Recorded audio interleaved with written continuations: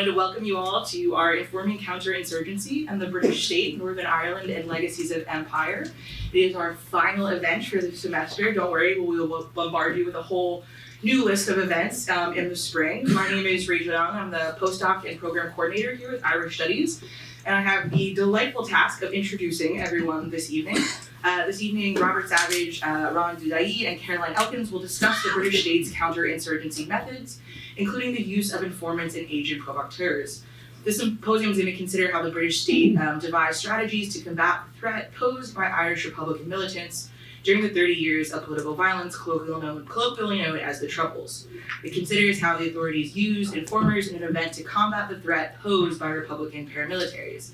Our participants will also address other counterinsurgency strategies employed in Britain's diminishing empire during a rapid period of decolonization. Each of our speakers is going to talk about their work, and I will introduce them one at a time, and then we're going to have ample time for Q&A. I know many of you, our students, are here. This is the best time if you want to get that extra credit, to put that hand up, ask that question. Everyone will be fine, right? It's a very nice space to ask questions. So we are going to start with our very own Professor Robert Savage, who's a member of the Boston College History Department and has participated in the Irish Studies program for over 15 years. He's published 6 books, along with numerous articles and chapters that has explored contemporary Irish and British history. His most recent volume, Northern Ireland, the BBC and Censorship in Thatcher's Britain, was published by Oxford University Press in 2022. He's been awarded visiting professorships at Venice International University, Trinity College Dublin, Queen's University Belfast, the University of Galway, the University of Edinburgh, where he was a Lieberman Fellow as well. Most recently, he was awarded an honorary doctorate by the National University of Ireland. Congratulations once again, Rob. His new book considers the impact of the Northern Ireland Troubles on England in the early 1970s. Professor Savage's presentation is drawn from this current project, and his presentation today is titled The Death of an Informer, London in 1974. Here's your clicker. Thanks, Rachel. Yeah, I was in Dublin for the degree last week. I'm still sort of recovering from a week of celebrations. So I'm going to start off with a kind of a micro history, a narrative of one informer, and Ron's going to build it out from that, and Carrie's going to even go bigger for the third talk. Kenneth Lennon wandered the dark streets of London on a cold April night in 1974, a distraught and frightened man. The 30-year-old Newry man was on the run, fearing that both the IRA and Scotland Yard's Special Branch were hunting him. He was hoping for advice and perhaps a degree of sympathy when he made his way to Ronnie Scott's, the iconic jazz club in the heart of Soho. Lennon sought out the jazz singer George Melly, believing him to be an honest man with a great interest in and respect for working people. In between sets, he bought the singer a brandy and shared with him an extraordinary tale of blackmail and betrayal. Melly later recalled, quote, "He seemed pretty frightened, but the fear was covered with drink, and drink had given him a certain courage." Lennon took the jazz singer into his confidence, telling him that he had been coerced into becoming an informer for the Special Branch, a division of London's Metropolitan Police force dedicated to combating terrorism. He confessed that information he had provided to detectives had sent colleagues to prison for conspiring to commit crimes on behalf of Irish Republicans. Lennon explained he had just been acquitted by a Birmingham court of charges involving a conspiracy to free Republicans incarcerated in that city's notorious prison at Winson Green. While he walked out of court a free man, his colleague and co-defendant, 18-year-old Patrick O'Brien, was convicted and sentenced to 3 years in prison. Lennon feared his acquittal, and the praise he received in open court for cooperating with the police was a death sentence, as it unmasked him as an IRA informer. Lennon was riddled with guilt and feared for his life, believing that both the IRA and the Special Branch intended to kill him. He complained to Melly, quote, "I'm not getting protection. There are 2 lots after me."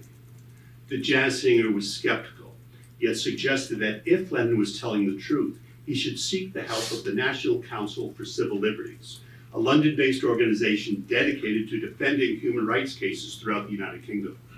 When leaving the Soho Club, Lennon remained visibly upset. Yet sensing Melly's skepticism, he grew suddenly defiant. The jazz singer recalled that Lennon turned abruptly and declared, quote, that if I read in the papers that he had been found face down in a ditch, I would know he had been speaking the truth. 3 days later, 2 young boys playing football by a quiet lane in leafy Banstead, Surrey, stumbled upon the body of Kenneth Lennon. He was found face down in a ditch. The Surrey coroner later confirmed that he had been shot twice in the back of the head and once in the neck. His body also showed signs of a beating. Lennon may have become another statistic of the Troubles, a conflict that witnessed over 3,500 deaths and many more physical and emotional casualties between the onset of hostilities in 1969 and the Belfast or Good Friday agreements of 1998. However, before his murder, Lennon had followed George Melly's advice and visited the National Council for Civil Liberties at their cramped offices in King's Cross. There he met with Larry Grant, the council's senior legal officer, and provided a sensational 28-page statement detailing his work with detectives from Scotland Yard's Special Branch. Over a 6-hour period, a disheveled but animated, chain-smoking Lennon described in detail how an intimidating pair of Special Branch detectives had threatened, bullied, and blackmailed him into becoming an informer in his adopted home of Luton, a manufacturing city north of London with a sizable Irish population. Lennon alleged that detectives had coerced him into acting as an informer and an agent provocateur, claiming that he was pressured to organize a paramilitary cell in Luton in order to commit crimes, including armed robbery, to support the IRA. He asked Grant to share his statement with the attorneys representing the 4 Luton men he had betrayed, hoping it might be used to free them. By April 1974, the relentless violence tormenting Northern Ireland had made its way into England, causing widespread death and destruction. The Provisional IRA's bombing campaign began in earnest in March of 1973, when bombs exploded in London, outside the Old Bailey Courthouse, and at an army recruiting office in Great Scotland Yard. These explosions were followed by others at Heathrow Airport, the Tower of London, and the iconic Harrods department store. The following year witnessed continued IRA attacks across England that killed and maimed scores of innocent people in places such as London, Guildford, and Birmingham. All of this carnage served as an extraordinary backdrop to the tangled story of Kenneth Lennon and his work with the Special Branch of London's Metropolitan Police. As the violence escalated, authorities were desperate to prove to an anxious public that they could defeat the IRA's efforts to bring their armed struggle to England. Under intense pressure to show results, Special Branch resorted to a series of unorthodox and highly controversial strategies to prove their mettle. In these circumstances, Lennon became a hapless pawn in their efforts and a vulnerable means to an end. When news of Lennon's murder broke, the NCCL held a chaotic press conference at their King's Cross offices, where they distributed his dramatic statement.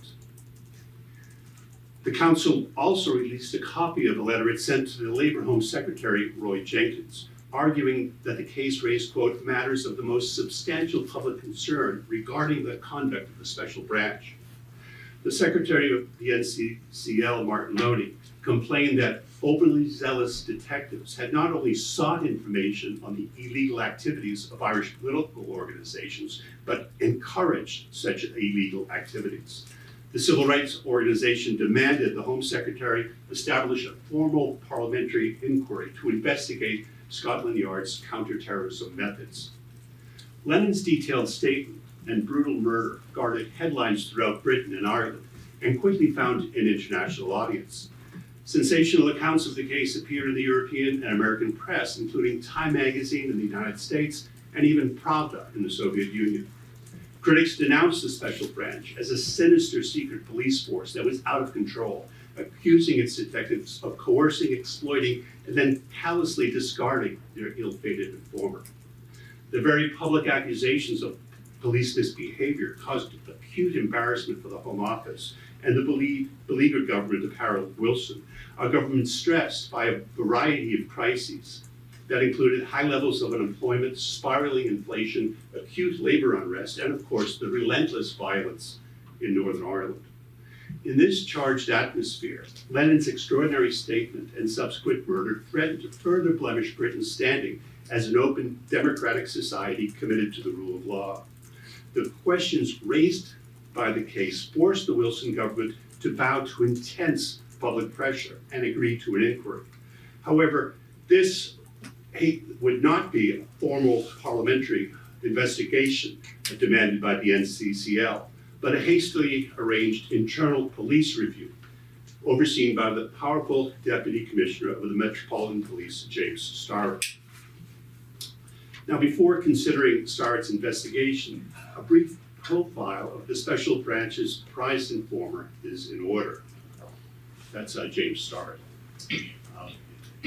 Kenneth Lennon, or Kenny to his friends, was born into a Catholic family in Newry, Northern Ireland in December 1943.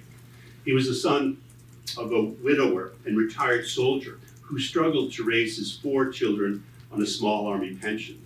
Lennon had lost his mother at age 4, and in these circumstances, his older sister Bernadette helped raise him, and the 2 siblings became especially close. As a youth, Lennon exhibited a wild streak and had several run-ins with the law. When he was 16, he was arrested and convicted of housebreaking and larceny. 2 years later, he spent 3 months in jail for assaulting a police officer. At age 21, in search of work and a better life, he followed in the footsteps of thousands of young Irish men and women and left for England, arriving in the industrial town of Luton, where he found steady work in the city's sprawling automotive industry. By 1964, he was earning a good wage and making friends while working as a machine operator at the Vauxhall car plant. In Luton, he met and married Rosaline Farrell, herself an immigrant from County Leitrim, and together the young couple had a child, Sheila, who was born in 1966. There's Kenneth and Rosaline. The Lennon family adapted well to a quiet domestic life in their adopted city. In letters home to his sister Bernadette, Lennon described himself as a happily married man with a loving family and a steady job. At Vauxhall, he was popular among his co-workers and easily made friends. In fact, he became a shop steward at Vauxhall. A significant episode took place in his unremarkable life when he returned to Newry to visit his family in January of 1969. He arrived home at a critical moment in the early days of the Northern Ireland conflict. That month, a provocative People's Democracy march across Northern Ireland was attacked by loyalists and off-duty D-Specials, an auxiliary police force that was overly partisan and Protestant, at Burntallet Bridge. This was followed by sustained rioting in Derry that featured a violent rampage through the city's Catholic bog side by the RUC and the D-Specials. These events increased tension throughout Northern Ireland, especially in Lennon's hometown of Newry, where the local Civil Rights Committee had earlier scheduled a march for January 11th. By January 11th, what had originally been planned as a small local protest had grown in numbers in the excited aftermath of the Burntallet and Derry disturbances. At the last minute, the RUC, under pressure from the Unionist government at Stormont, insisted on rerouting the parade away from the center of town, upsetting the organizers and creating a sense of menace and foreboding. The police were then deployed in large numbers in the city, attired in full riot gear, carrying clubs and shields. In a tense atmosphere, over 6,000 men, women, and children began to make their way towards the center of the city. Despite efforts by parade marshals to contain the crowd, people broke off from the main body of protesters and assaulted the police barricades set up to reroute the march. Rocks and bottles were thrown, and the steel barricades erected to block the marches were pushed aside and tossed into a nearby canal. 2 police vehicles were overturned and set alight. Initially, the police withdrew, trying to avoid a confrontation. But when darkness fell, the police charged into the crowd, beating and arresting those that remained in the streets. Kenneth Lennon had come home to Newry just as these events were unfolding, and in fact took part in this march. He was one of the protesters that confronted the police and pushed aside steel barricades erected to reroute the crowd. Photographs of Lenin. In the middle of an animated crowd grappling with a section of a steel barricade, appeared in local and national newspapers and in television news reports broadcast both in Ireland as well as Britain. The following day, he was visited at his brother's home by police and warned that unless he left town, he would be arrested. On hearing this warning, he made a decision recalling, quote, "I left straight away." Lenin returned to Luton and once again settled into a routine with his young family. However, this settled life was upended when his wife Rosaline became ill and was diagnosed with brain tumors in April of 1973. She was admitted to a hospital in West London for weeks of debilitating treatment. During her hospitalization, Lenin came under a great deal of stress, juggling work with the need to take care of his 7-year-old daughter. Nevertheless, accompanied by his daughter Sheila, he faithfully took the train from Luton to London, visiting his wife 3 times a week. Lenin claimed that during one such visit, 2 aggressive special branch detectives approached him as he was leaving the hospital. According to Lenin, the detectives produced this photograph of him at the Newry riot, wrestling with the steel barrier. His statement to the NCCL picks up his narrative. Quote, "They started telling me my background. They knew I was from Newry. One of them said, quote, 'We have the gen on you, and we have the gen on your sister.' They were referring to Bernadette. This came as a surprise to me. I didn't know she was politically involved at the time, but I later checked with my brother, and it turned out to be true. They said to me that they had information that the IRA was about to start up a campaign in England. They put it to me that I could be sent back to Ireland. They said I could be charged with the barricade incident. At that time, I was not sure if they were bluffing. I was scared. They said my sister could also be locked up. I cared a great deal about my sister, and I was worried." Lenin claimed the detectives told him that Sinn Féin was well organized within the Irish community at Luton and demanded that he get to know its members. He was told to, quote, "get into Sinn Féin," but claimed he told the detectives, "I don't want anything to do with this." But they started putting pressure on me. Quote, I started saying yes, thinking that they would forget all about it." According to Lenin, special branch detectives were once again waiting for him when he returned to see his wife at the hospital the following week. In this second encounter, he claims the detectives again insisted Republicans in Luton were, quote, "about to do something," and demanded he find out what they were up to. They told him to drink at the Foresters Armed Pub in the city centre, an establishment that had a reputation for being frequented by members of Sinn Féin. Although this was not his local, Lenin had been in the pub before. From this point forward, Lenin admitted he made the Foresters a local, claiming, quote, "I did all my boozing there." At the Foresters, he began to meet and drink with a small group of men who were supporters of Sinn Féin, and was eventually introduced to the secretary of the Luton Sinn Féin, Sean Campbell. Lenin reported that he told Campbell his background, emphasizing his Republican sympathies. Campbell later called to Lenin's Francis Street home to drop off Republican literature, including books and newspapers. Lenin claimed that in these early encounters, the 2 men talked politics, stating, quote, "No mention was made of firearms or bombs." According to his statement, after this encounter with Campbell, Lenin was once again approached by the special branch in London. He claimed the men started telling him again that they believed the IRA were up to something in Luton. Lenin told the detectives that the Republicans he encountered at the Foresters were only interested in politics, not violence, but the detectives were not impressed. Lenin claimed, quote, "One said these people are up to something. I was told to get in on everything they were up to. I cannot remember the exact words they used, but one of them said I should egg them on. They did not say what, but I had got the message that they wanted more activity." Lenin's claim that he was told to, quote, "egg them on," suggests the police wanted him to become an agent provocateur, to encourage, incite, or provoke Luton Republicans into some sort of overt criminal act. In his statement, Lenin underscored the fact that he was under tremendous stress at the time. His wife continued to undergo aggressive therapy for brain tumors while he was struggling to care for his young daughter. In his statement to the NCCL, Lenin said that at this meeting, detectives handed him an envelope with 7 pounds inside and told him, quote, "We have been authorized by our superiors to give you money to get you sweet." Lenin admitted that at this point he made a fateful decision to become a paid informer for the special branch. Quote, "I had already committed myself, and I therefore thought I might as well make a few quid out of it. I knew I was in. At the time, I did not know whether I was coming or going. My wife was having several operations about this time, and I had given up my job as there was no one at home to look after the kid." Lenin encountered Campbell a short time later at the Foragers and began to make a case for, quote, direct action, stating that he told Campbell, quote, political action alone was a waste of time. Campbell became interested in his argument and later brought 3 friends with Republican sympathies to Lenin's home for a series of meetings to discuss what kind of action they might take. Lenin claimed that he encouraged the men to acquire weapons, and Campbell succeeded in getting a few primitive shotguns. With Lenin's encouragement, the men decided to acquire funds for a still undefined initiative by robbing a payroll at a local worksite.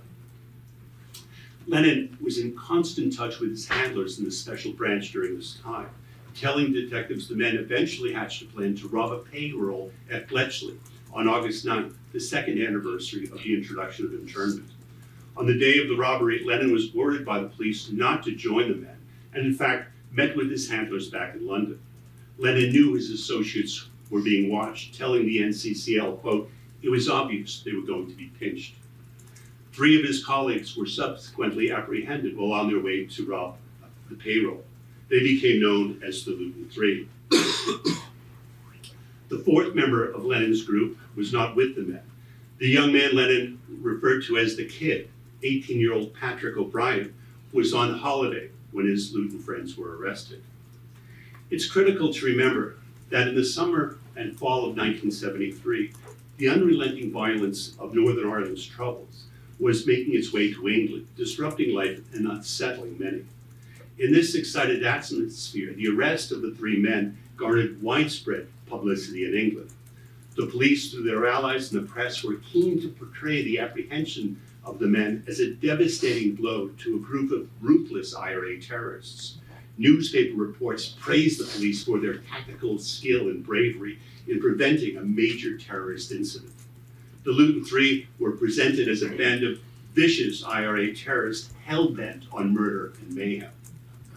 The truth is that the 3 were inept, though potentially dangerous, amateurs with no direct links to the provisional or official IRA. A trial held under extraordinary security found each of the men guilty. They were denounced by the presiding judge as dangerous extremists and giving harsh sentences of 10 years in prison. All 3 spent 10 grueling years in some of the most unforgiving prisons in England. After the Luton men were arrested, Lenin was instructed to lie low, although the detectives made it known that they expected him to continue to work for them. A short time later, the 4th man, who was part of Lenin's group, returned from vacation and was distraught to learn that his friends had been arrested and were imprisoned awaiting trial. According to Lenin, his colleague, 18-year-old Patrick O'Brien, was, quote, only a young kid and a bit of a romantic. He asked what went wrong. He said he was thinking about how he could get them out. I said we would have to get something arranged. Lenin reported this conversation to his handlers in the special branch, explaining that the kid had expressed an interest in springing one of the Luton Three from Winson Green Prison in Birmingham. Lenin claimed the police encouraged him to play along with O'Brien and report back to them, hoping the escape plot would evolve and enable them to arrest more Republicans. Unbeknownst to the special branch handlers, Lenin traveled with O'Brien to Birmingham to check out the prison in January 1974. Before their journey, Lenin instructed O'Brien to buy a cheap camera to take pictures of the prison to, quote, work out the easiest way of getting in. That's Winson Green. According to Lenin, the planned reconnaissance of the prison in Birmingham was his idea, but that O'Brien was excited and readily on board. O'Brien borrowed a van to drive to the city. Now, it needs to be emphasized that the planned undertaking can best be described as farcical. The notion that these two unlikely characters could force their way into the heavily guarded, high-security prison, locate their colleague in a cell inside the facility, and then force their way out is simply absurd. However, Lennon and O'Brien drove to Birmingham to carry out their surveillance. When they arrived at the prison, Lennon claimed he identified a low section of the wall that seemed vulnerable. According to Lennon, quote, "I told Pat to get out and take a photo." O'Brien complied, but was quickly approached by a suspicious prison guard walking a dog. The guard took O'Brien into the prison and called the police. Lennon was spotted a short time later and also apprehended. The two were questioned separately by Birmingham police at Birmingham Police Headquarters, and Lennon immediately explained that he was an agent working for the Special Branch.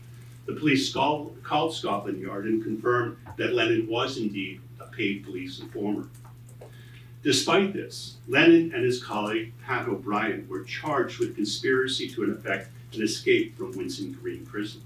Now, why was Lennon charged with being part of a criminal conspiracy when the police knew he was an informer? Well, it appears that the Special Branch were anxious to score another victory by securing a conviction against O'Brien, while believing a weak case could be brought against Lennon that would ensure his acquittal.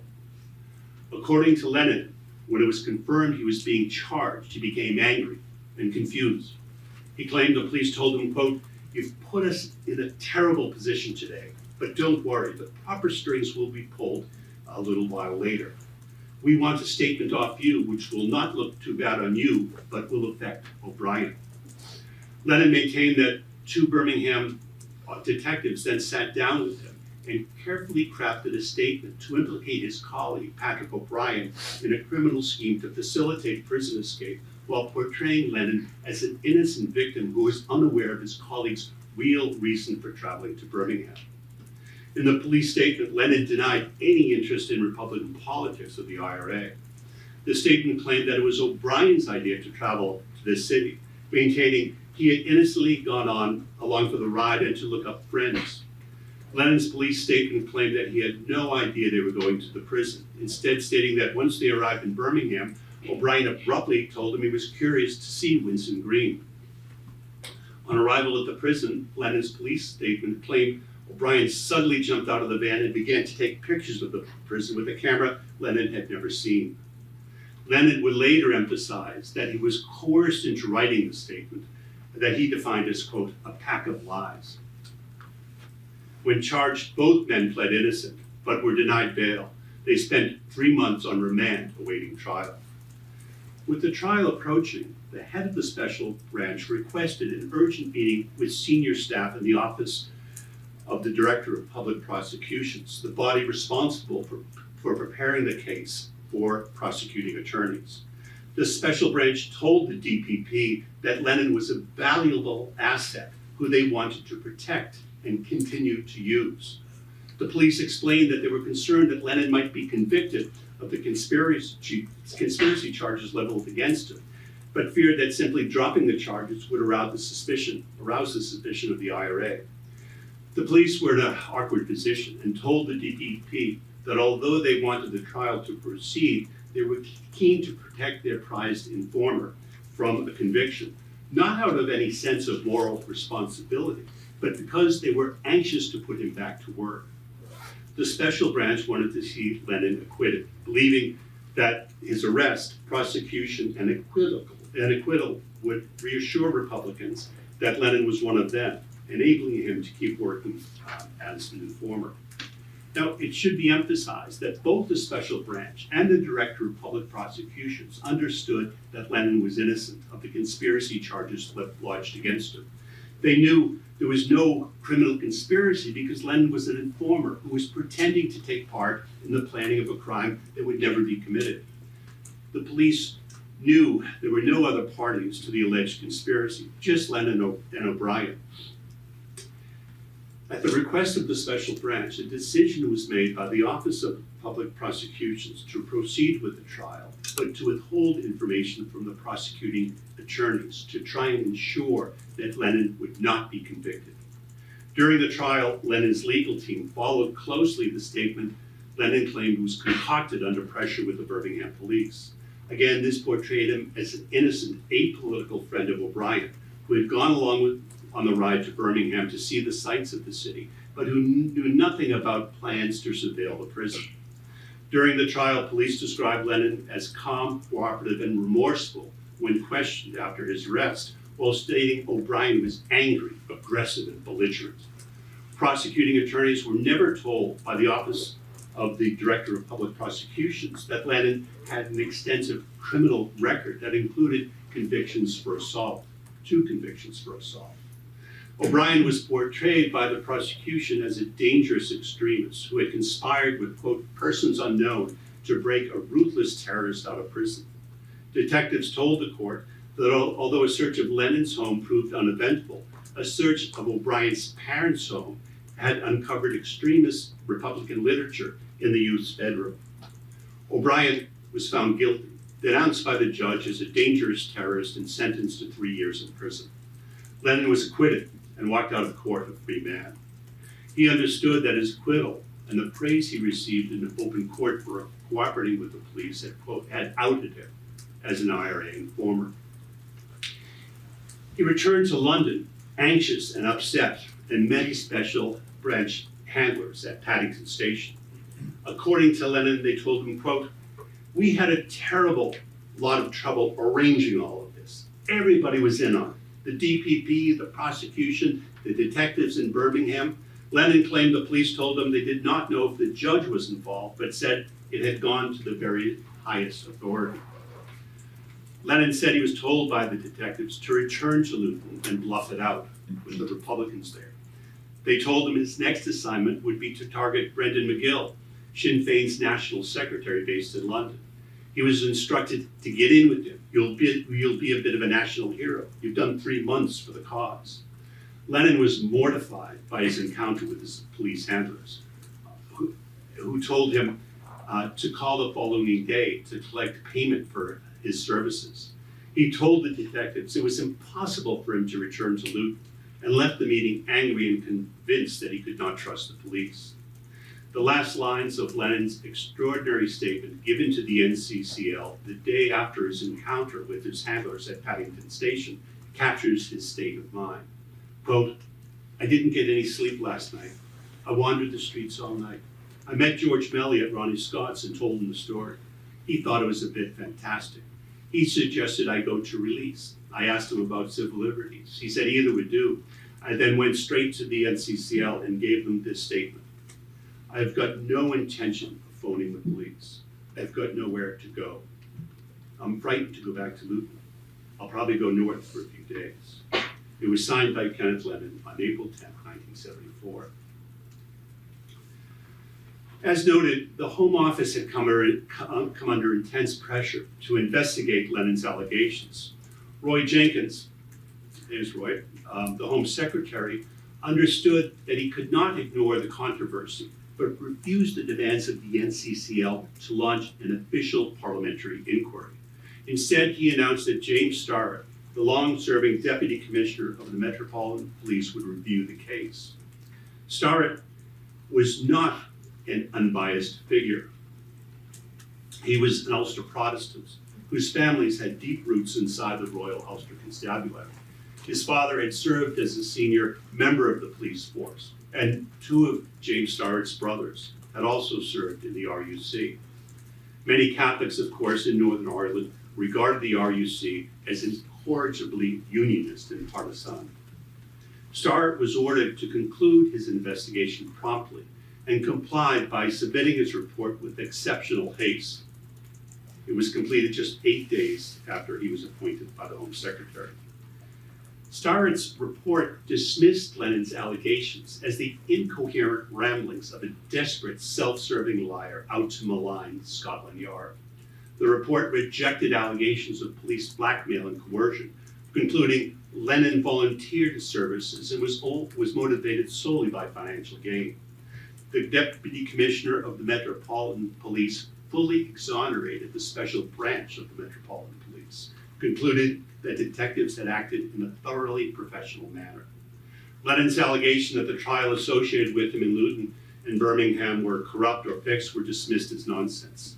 Starr denied the special branch was responsible for Lennon's death for failing to provide protection for him, noting, quote, having volunteered his services as an informant, Lennon, in view of his background, could hardly have failed to be aware of the inherent dangers he faced. Further, he was, of course, at liberty to withdraw from the scene at any time. At first glance, the Home Office and the Wilson government seemed to have received precisely what they had asked for, a report that fully exonerated the police and the courts. A relieved Roy Jenkins addressed the House of Commons on May 2nd, confirming that he had received the Starr report. He told colleagues that although he wanted to make the report available to the House, he had to wait until the appeals filed on behalf of Patrick O'Brien and the Luton Three were heard. Lennon's former colleagues had all filed appeals after his statement had become public. After saying he would not prejudice these appeals by commenting on the report, Jenkins offered these remarks, quote, my judgment on the basis of the evidence presented to me by this report is that there are no grounds for further investigation into the actions of any of the police officers involved. Going on record in Parliament and stating that there were no grounds for further investigation was a definitive statement. Politically, it limited the options of the Home Office when senior staff realized later that contrary to Jenkins' assertions, there were in fact grave concerns, not only about the behavior of the police, but also of the DPP and the courts. The key source of this concern came from a series of articles that appeared in this new statement, written by a young Australian legal scholar named Geoffrey Robertson. There's the Starr report, and there's Geoffrey Robertson. The article that most unnerved the Home Secretary appeared under the headline of Was Lennon's Trial Rigged? Robertson had gained access to the unreleased Starr report and sharply criticized it for ignoring signs that the trial was indeed corrupt. Jenkins was upset by Robertson's reporting and turned to a close colleague and advisor of Anthony Lester, asking that he conduct a thorough review of the case. Lester carefully reviewed the case and submitted a blistering report to the Home Secretary, declaring that he had uncovered disturbing misbehavior on the part of a number of key figures involved in the case. Lester told Jenkins that the police had lied and doctored statements that were submitted as evidence to the court. The Home Secretary was informed that Lennon had encouraged colleagues to commit criminal acts and had indeed been used as an agent provocateur by the special branch. Lester warned Jenkins not to release the Starr report, arguing it would, quote, not carry conviction. He accused the deputy commissioner of ignoring, quote, serious and specific allegations that Lennon made in a statement to the NCCL.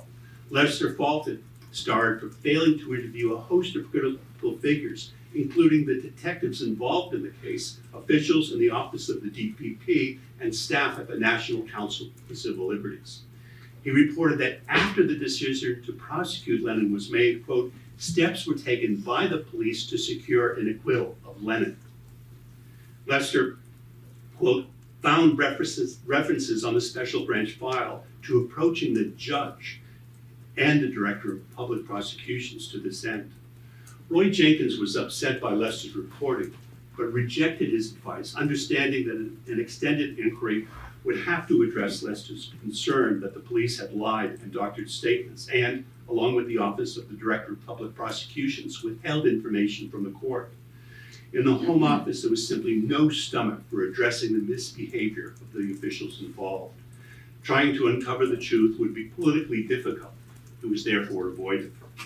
What is clear is that the Home Secretary, the Director of Public Prosecutions, the Attorney General, and senior officials in the Metropolitan and Birmingham Police Departments conspired to cover up what would have been a sensational scandal. All knew that at least one trial associated with Lennon had been corrupt or fixed. All understood that the police had submitted documents to the court that were fabricated and understood that the police had lied when testifying at the Birmingham trial. None of the actors who misbehaved, especially those in the special branch and the Birmingham police, were held accountable. This failure to address corruption in the Birmingham police force and the special branch proved devastating but innocent Irish people who were later accused of IRA terrorism. During the fall of 1974, Roy Jenkins remained under pressure to release the Starr report, but resisted, fearing that when the report was released, the flaws his colleague Anthony Lester had identified would be picked up by the press, especially the relentless Jeffrey Robertson, and create political scandal. The issue was resolved for Jenkins when, on November 12, 1974, the IRA exploded 2 bombs in crowded pubs in Birmingham, killing 21 people and wounding 18. The carnage provided an opportunity for the Home Office to quietly release the report. It disappeared amidst the outrage provoked by the IRA's atrocity. The tragic story of Kenneth Lennon concerns not only the callous treatment of an informer, treatment that led to his murder on a dark and lonely country road in the spring of 1974. The single life narrative of this scheming, though confused and frightened man, underscores the complex and lasting legacy of the Troubles. But the Lennon case also sheds light on how authorities in London struggled to respond to the unrelenting violence of the conflict from Northern Ireland making its way to London. The terror, death, and destruction the IRA brought to the streets of England provoked fear, anxiety, and outrage. The British state responded by breaking the law, violating civil rights of its citizens, and ignoring blatant police and judicial corruption. Instead of doing the right thing by holding the police and the judicial system to account, Roy Jenkins and his colleague decided it was simply easier to look the other way. Thank you.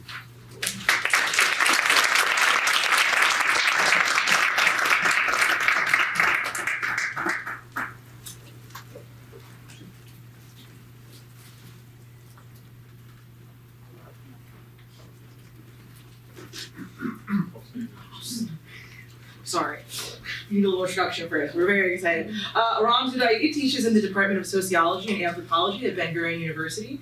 For the academic year of 2025 to 2026, he is based in Queen's University, Belfast, where he's a visiting fellow at the Mitchell Institute for Global Peace, Security, and Justice. He's also an associate member of the Center of Criminology at Oxford University.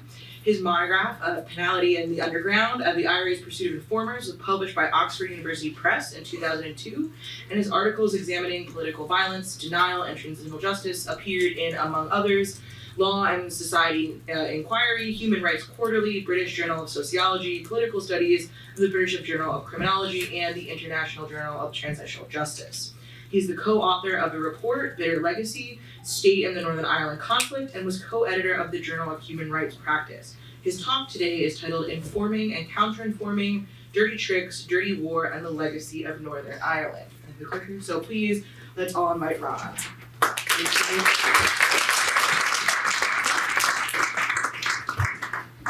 Thank you very much for the invitation and for the kind hospitality, Rachel and Rob and Maria and Guy. Is that here?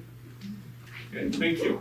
And thank you all for coming. I'm impressed by all of you. So I'm going to do a bit of a zoom out, following from Rob's case. I'm going to do a bit of a zoom out into broader issues of informing and counter-informing, using them as a perspective into the legacy of the Northern Ireland conflict. So let me start with briefly introducing another case. This is the steak knife case. How many of you have heard of the steak knife case? Okay, so not everyone. So what we see here in the slide, I hope everyone can see roughly the slides from the back. But anyway, what we see here is a press conference from last year, 2024. The result of the so-called Operation Kenova, which is, according to some measure, the biggest, most expensive criminal investigation in the history of the United Kingdom. And this is basically a confirmation of rumors and of stories that have circulated for many years in Northern Ireland, that there was an informer, an agent, whose code name was Steak Knife. It's as if they write in the script, yeah, they couldn't give it another. And he was an IRA member who became a member of the IRA's internal security unit, which was known as the Nothing Squad, and whose task was to find informers within the IRA and punish them. And it transpired that he himself was an informer of the British security services. And the police investigation is tied into dozens of cases of murder, abduction, and torture, in which, as a state agent, he was actually involved in killing other state agents and in killing people who were not state agents, but he pretended they were state agents. And that while representatives of the state security services have claimed that he also saved many lives and somehow it was worth it, that actually more lives were lost than saved due to this British agent. So this is the most fantastic, grotesque case you can imagine. And I want to zoom out even further and circle back into this issue.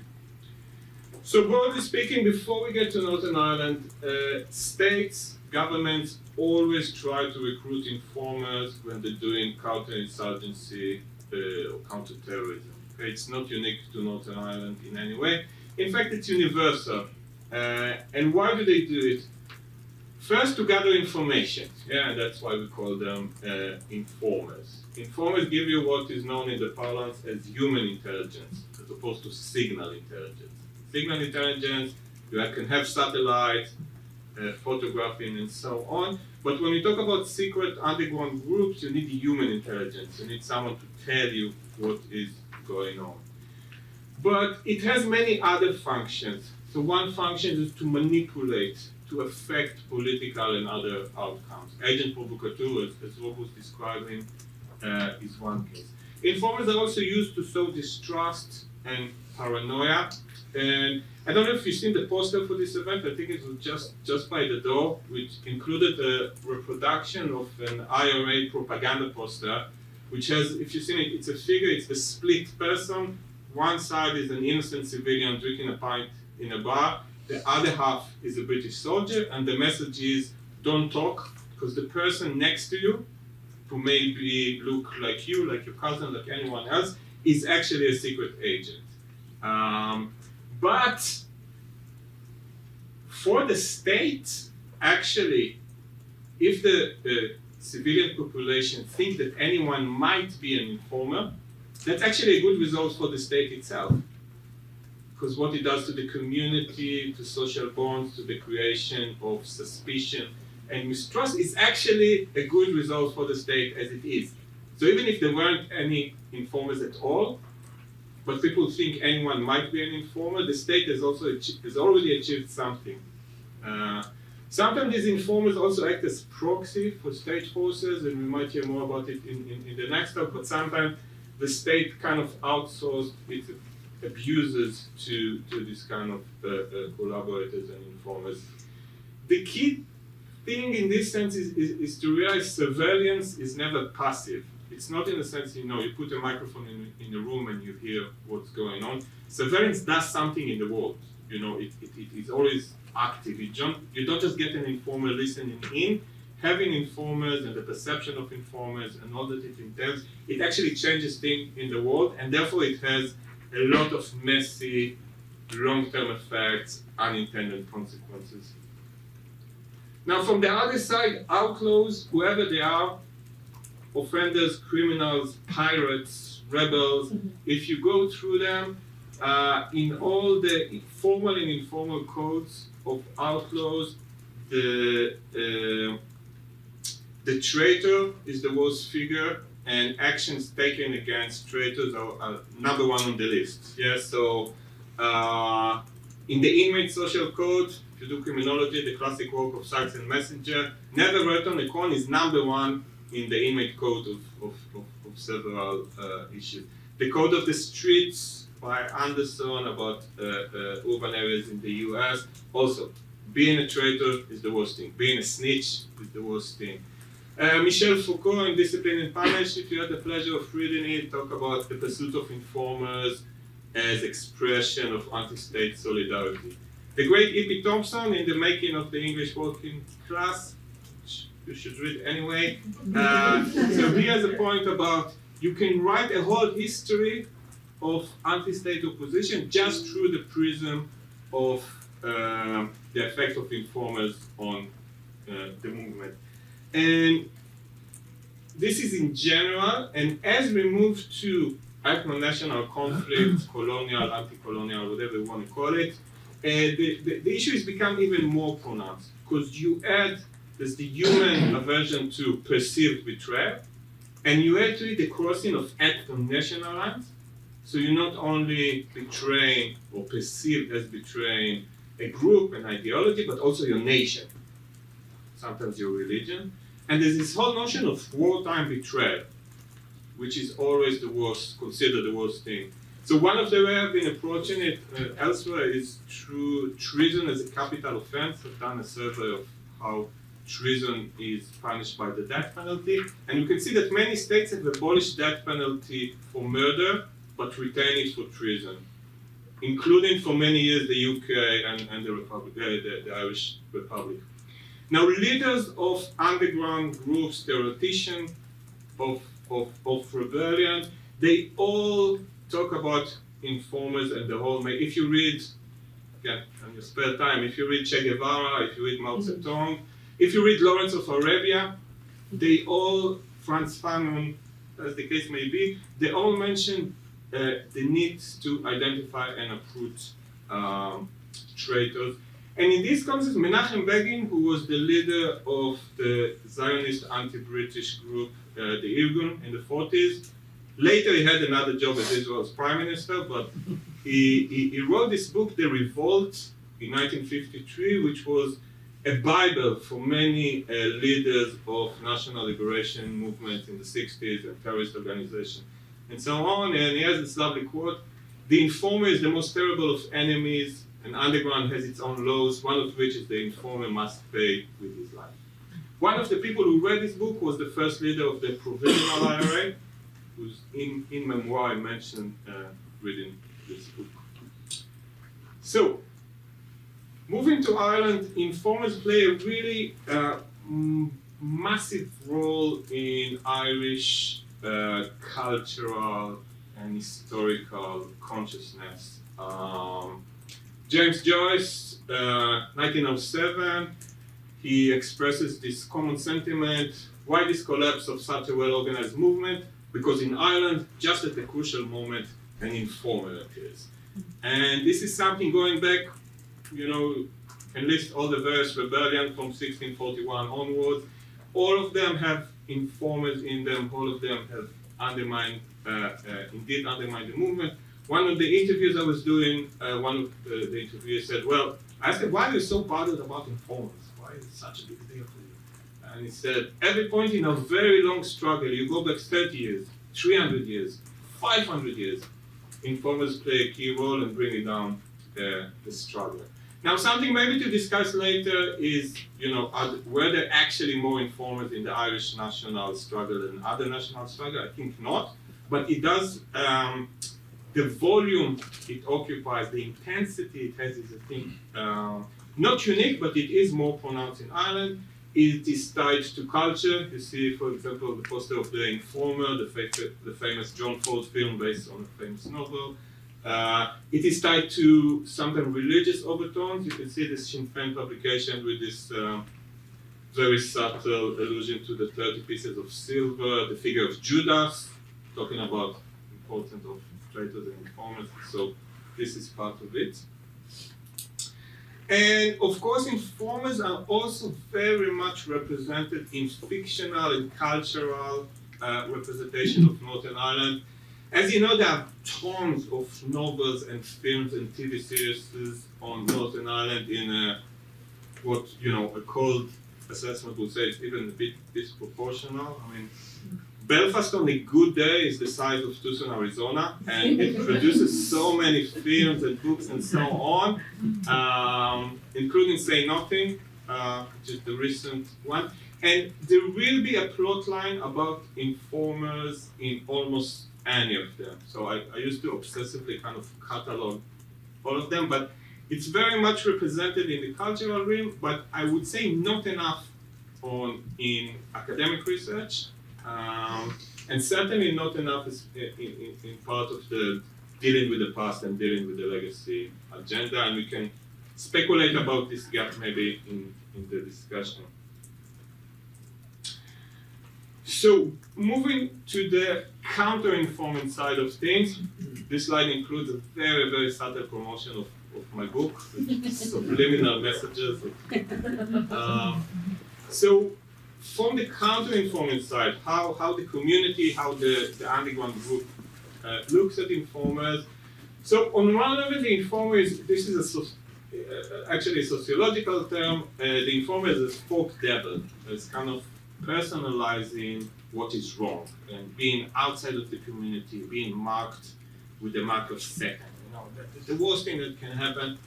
And in the very, very first interview I've done for this research, the very first question I asked someone who's kind of senior former IRA member and social activist now. So I think, what is the first association you get when you hear the word informer? I thought that would be a nice start to the project.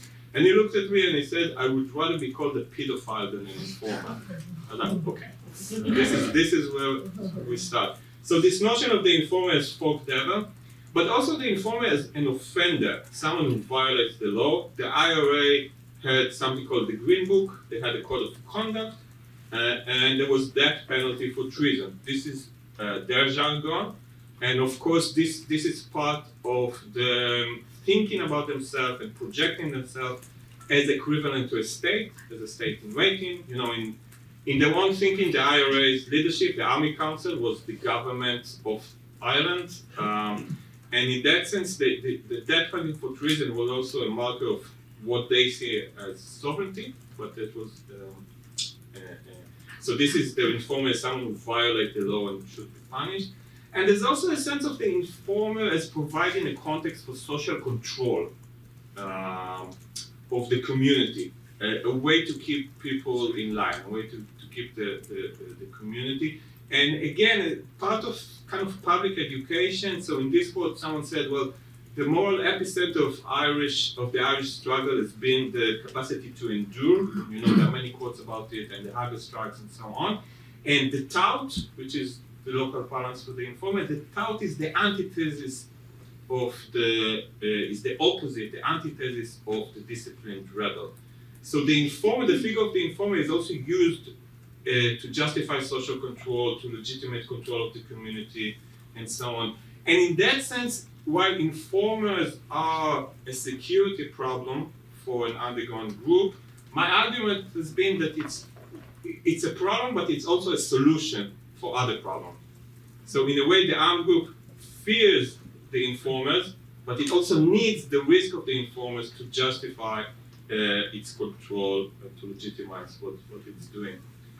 Then what I've tracked in the research is how the meaning of this figure of the informer changes over time. So I was interested to see, okay, there's a war going on, informers can get you killed, informers can get your brothers, your cousins, your sisters killed, can get you arrested, obviously you will hate them. Okay, you don't need to be a genius sociologist to understand. Okay, but what happens when the war is over and the word reconciliation is thrown around and so on?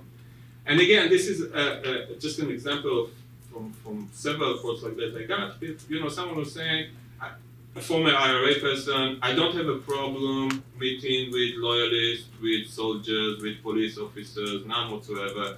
I'm happy to sit down for a cup of tea with the people who arrested me, no problem. I have a problem with informers.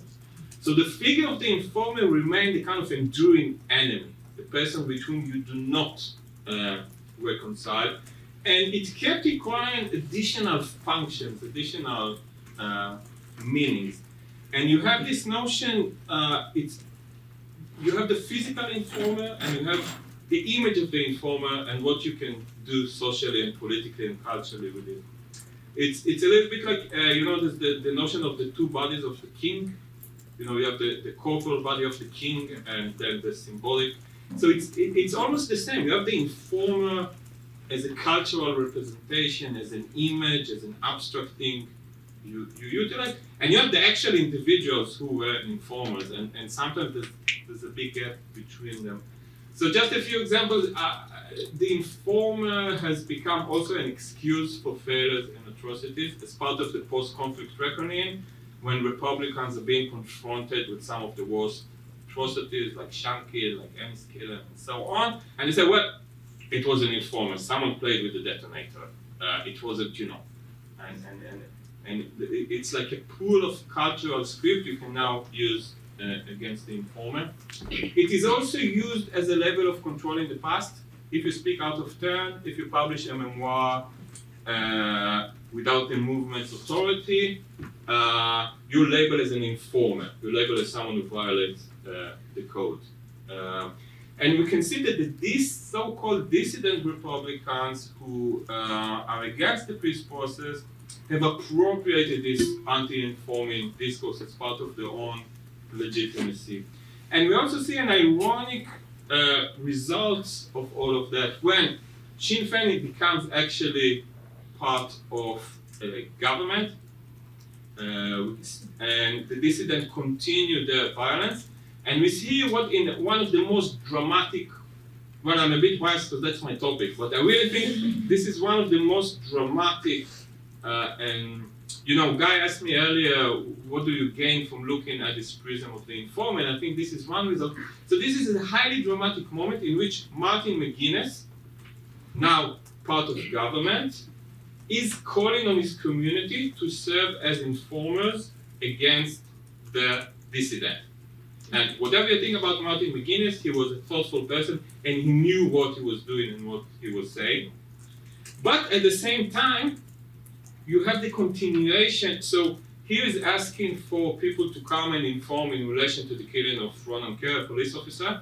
10 years later, there is still no information. So the community, we have the continuation of the anti-informing culture, and recent murders by the dissidents are not being solved, partly because the community is still attached to the anti-informing norms. And it's almost ironical in the sense that Republican leadership was telling people informers are the worst enemy, you should never become informers. Then when they're in government or half of government, they say, okay guys, I'm simplifying a bit, they say, okay guys, it's okay to inform now.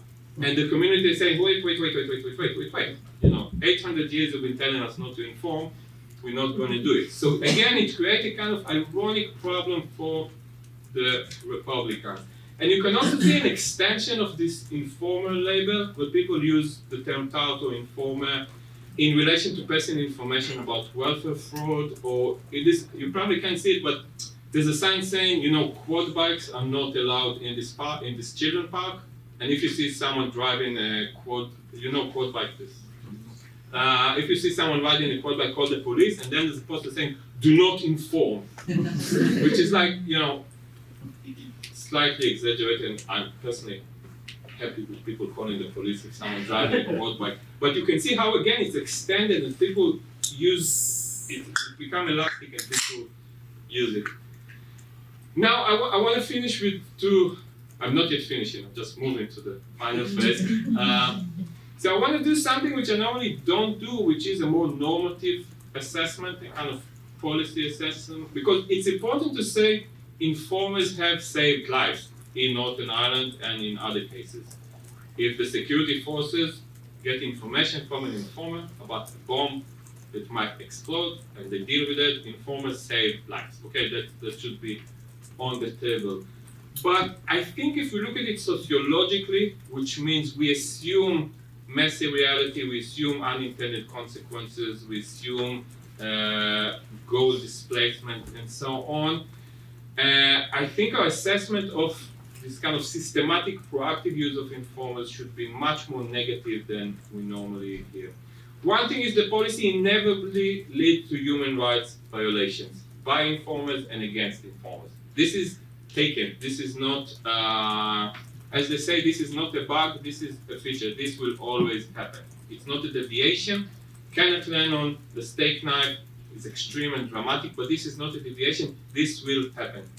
At the same time, informers don't always pass the intelligence that can save lives. In the intelligence parlance, they're often referred to as assets. I don't know if you came across it. You know, they're kind of called assets. We have an asset in Al-Qaeda and so on. My point is, we're misleading ourselves by calling them assets, because they're not necessarily assets.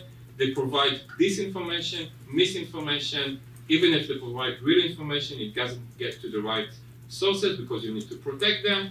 And you know, we see with October 7, we see it with many other cases, you can have as many informers as you want, but it won't necessarily help you. The other thing is, of course, the use of informers also generates violence. Okay, if you didn't have, you know, what happened with Kenneth Lennon is that you had one more body. You know, what happened with Steaknaft, you had more bodies. So it also generates violence in this direct way, and in other direct ways, you know, it affects the ability of the police to prosecute and so on. It also damages, that's my argument, it damages the voluntary flow of information from the community. The most reliable information is someone picking up the phone, calling 999, 911 here, and saying, I think someone from my club, from my mosque, from my synagogue, whatever, is planning an attack. Okay?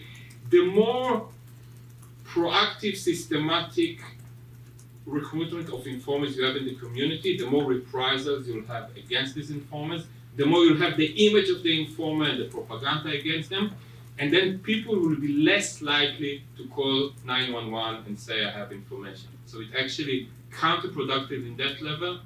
It creates a culture of suspicion, which means when the militants are ready to call it off, they are discredited as suspected informers, and rumors start, even against people like McGuinness and the most militant, when they say, okay, we're ready to stop the violence, they are called off.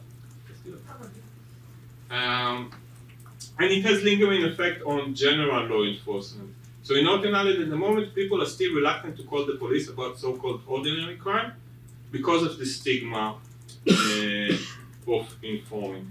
So basically my point is, from the state perspective, recruiting informers is a good tactic and is a bad strategy.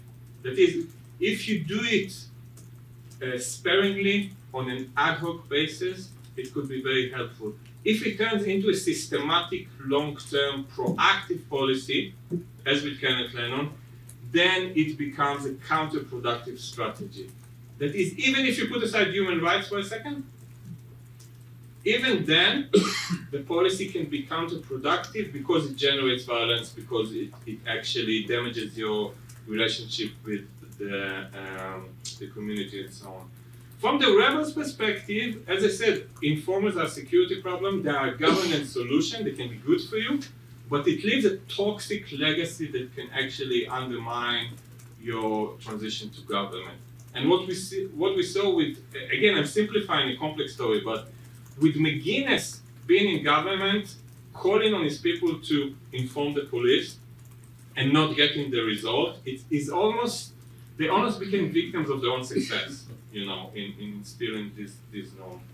But here, my final point is, the issue can actually be useful for us when we're trying to deal with the legacy of the conflict, because it forces us to see things from the vantage point of Kenneth Lennon, or from the victims of Steaknaft, which means the kind of binary way we tend to look at conflicts, you know, Catholics versus Protestants, Israelis versus Palestinians, Serbs versus Bosniaks, and so on, as if it's a football game, you know, when you have two teams fighting each other. The perspective of informing and counter-informing is a disruptive narrative. Kenneth Lennon, when he was saying, there are two lots after me, when he was scared by the IRA and by the special branch, is actually in a position which disrupts this narrative. So, there's a quote I read when I was 16 and always wanted to use, and this gives me an opportunity to use it, from Catch-22, the great book, when Usayan is saying, the enemy is anybody who's going to get you killed, no matter which side he is on. I think Kenneth Lennon would have appreciated it. I think everyone who had the misfortune to live in a war zone would know that you have more to worry than just about the other side. And in this sense, looking at the dirty war looking at informing and recruitment and counter-informing and so on is a means to unsettle this kind of zero-sum narrative. If you look at events like Bloody Sunday, either the soldiers were wrong and the protesters were unarmed, or if the protesters were armed, the soldiers were right. It's a zero-sum game. When you look at Kenneth Lennon, when you look at informers, it's not that simple. You have to adopt the Husserlian perspective, and I think that could be a useful way to deal with the legacy of this conflict. Thank you.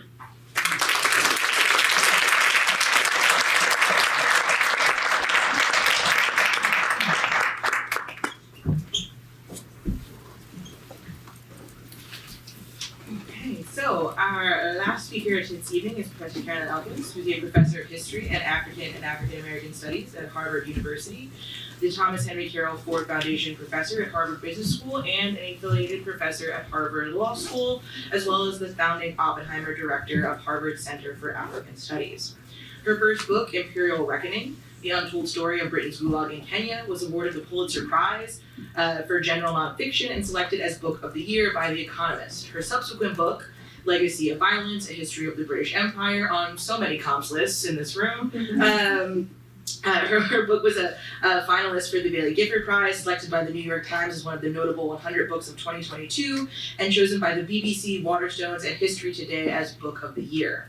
She and her research were the subjects of a BBC documentary titled Kenya, White Terror, which won the International Red Cross Award at the Monte Carlos Film Festival. Her research also served as the basis for the historic Mau Mau reparations case in the High Court of London from 2009 to 2013. She was an expert witness for the claimants who received an apology and a £20 million settlement from the British government for the torture and systematic abuse they endured in 1950s Kenya. Her talk today is titled The Violence of the British Empire. Ms. Elkins, the floor is yours.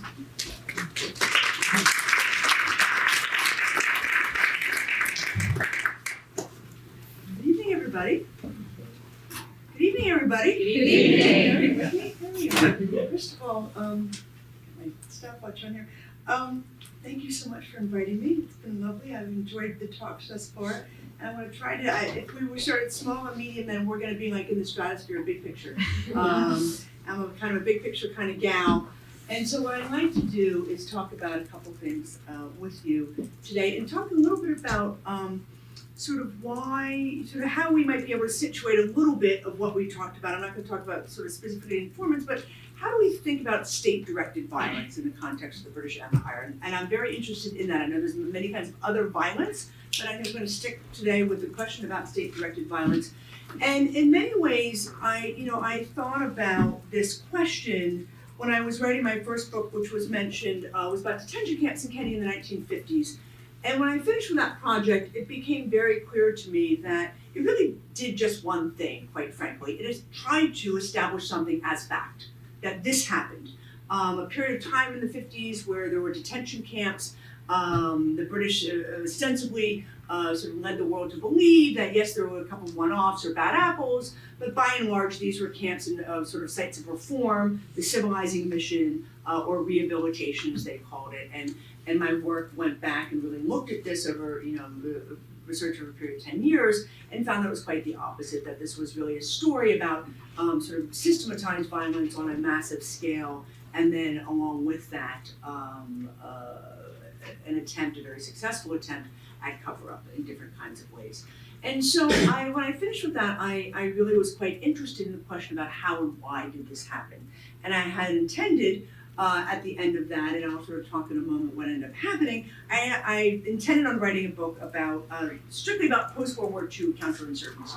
Where did Kenya fit into sort of this movement of people and ideas, first between Palestine and then Malaya, which was contemporaneous, then Kenya, and Cyprus, and of course Northern Ireland, and there were other places as well. There were about 30 different sort of, if you will, small wars, or as we call them now, counterinsurgencies. And so what I'm going to do is walk us through a little bit about sort of theories about liberal imperialism, and then colonial violence, and what was called the moral effect. Some of you might, anybody hear about the moral effect of violence? Yes. And something that I call legalized lawlessness in the context of state of exception or states of emergency. And then thinking about, how and why I really end up in my work focusing or really thinking about the interwar period in ways that I hadn't before, and the convergence of ideas and actions that we see happening in Palestine. And in some ways, as was mentioned before, as I always used to tell my editor, he is my long-suffering editor who waited 15 years for me to deliver this book, that there was something happened on the way to the forum, in that I got sidetracked with a case that was mentioned that Imperial Reckoning formed the basis for the first time the British government's ever been sued by a former colonized population. And the book was the basis for that case, and I was expert witness from the very start. And it was filed in 2009, and it was settled in 2013.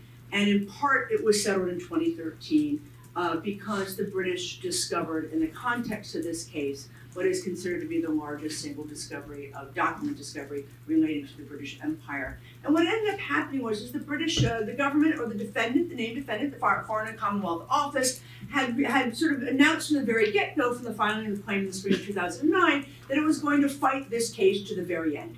And what it did is it tried to fight the case, or really not necessarily on the grounds. They said, well, we're denying this ever happened, first of all, but we're not even going to touch that. What we want to do is strike out the case.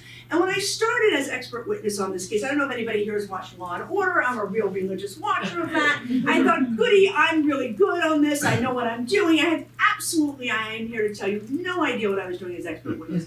I learned a lot about law, a lot about British law, about British procedure, but they sought to strike out the case twice. Now, a strikeout hearing is what we might think of as a motion for summary judgment in the US, but it's quite bigger. A strikeout hearing what it will do is will not only sort of address the strikeout, and I'll tell you what that is in a moment, but it will, the claimants would have to put on sort of a mini version of their case each time to demonstrate to the judge that this was not a frivolous lawsuit, that there was merits to the claim. And the British government tried to strike it out first by saying that, if in fact these events happen, as you said they do, which we deny, then the venue is the wrong venue, because at the time of decolonization, the British government inherited all of the legal liability and claims, and the Kenyan government, and so therefore, doesn't matter whether this happened or not, wrong venue, you need to be in Kenya, right? Okay, so that was strikeout hearing number one. And strikeout hearing number two was about statute of limitations, which was really, they considered sort of the highest watermark of the case, whereby we had the statute of limitations. This was importantly to bear in mind, this was a tort claim. This is the first time that actually they experimented with something called international tort law. And for those of you familiar, as I think the whole room is, about the current British government, both Richard Hermer, the current Attorney General, and Keir Starmer were very much involved in this case. Richard Hermer was the main QC on the case, and Keir Starmer was very much involved through Dowdy Street and getting back to sort of the influence of human rights. Anyway, be that as it may, for the purposes of our discussion, between the first and second strikeout hearings, we got past the first strikeout hearing. The judge called what the maneuver as quote unquote dishonorable for, I'm learning British speak over a period of time. That's really a nasty thing to be called by the judge. But what happened was just before that, there was an emergency hearing called in the High Court, which only happens in Law and Order apparently, and in this instance where your Honorable Venerable Sir, the most incredible thing has just happened in response to repeated requests by the claimants for documents. We have just discovered 300 boxes of previously undisclosed files hiding in the, that we've had in the basement of Hanscott Park, which is where they keep all their MI5 and MI6 files. It's known as Spook Central by the locals who live out there. And alongside of that, we also found 8,800 files from 36 other colonies. Now, the other thing that's important for the story where I'm taking us is that along with that, what they gave to us for the first time, for those of you familiar with the documents that are now what's now the National Archives, the Public Record Office, is that for the first time we received from the British government the documents documenting the document destruction. Okay?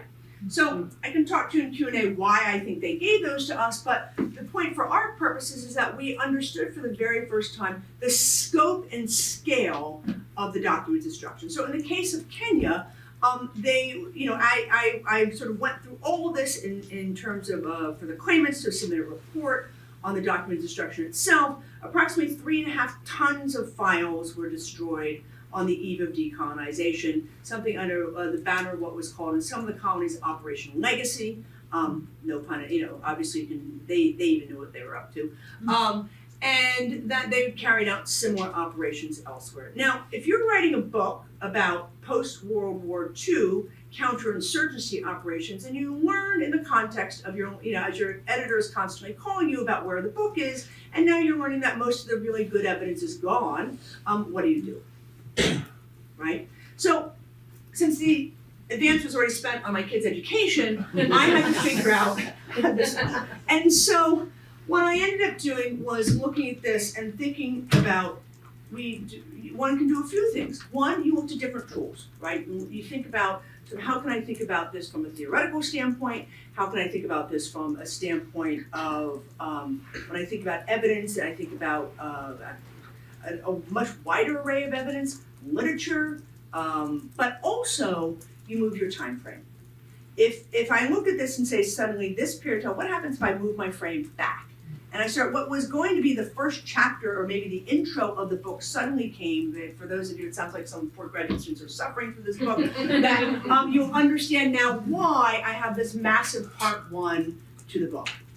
And what I ended up figuring out or determining was that, much to my own surprise, perhaps other folks it wasn't so surprising, was that really if you want to understand what happens in post-World War II, you must understand the interwar period.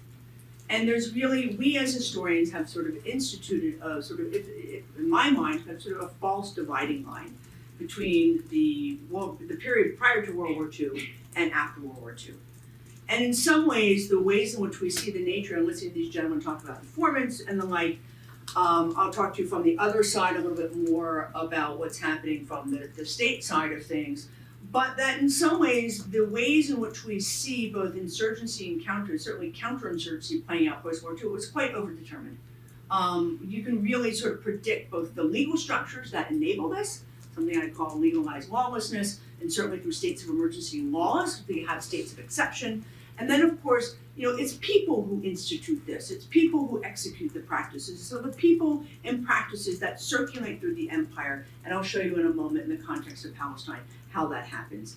But one of the things that also I found vexing within this was the context of sort of this liberal imperialism. And one of the things that I really benefited from in the context of my work was because I'm relative to the graduate students, I'm rather ancient at this point. That back when I was in your stage, all these folks were still alive. I could go talk to them in the context of Kenya, for example. And certainly in the context, I know this is a little different in the context of Northern Ireland, but particularly for colonial officers.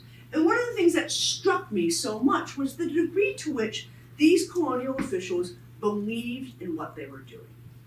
In other words, the civilizing mission was not rhetoric.